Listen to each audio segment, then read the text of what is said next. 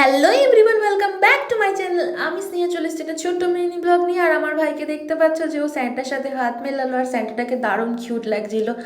আর চার্চের সামনে তো আমি ছোট ছোট স্যান্টাগুলোকে দেখতেই পাচ্ছিলাম, আমার বেশ ভালোই লাগছিল দেখতে ওদেরকে। আর আমার ভাইও দেখো ওদেরকে দেখতে দেখতেই যাচ্ছিল।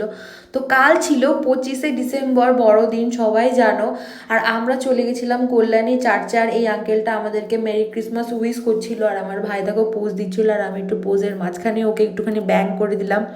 তো যাই হোক, তারপরে আমার মামাও অনেকক্ষণ ধরে বলছিল আমাকে একটু ফটো তুলতে। তারপরে আমি বলছিলাম মামা পোজ দে পোজ দে। তারপরে বলছিলাম একটু পেটটা কমা রে, ভুঁড়ি হয়ে যাচ্ছে।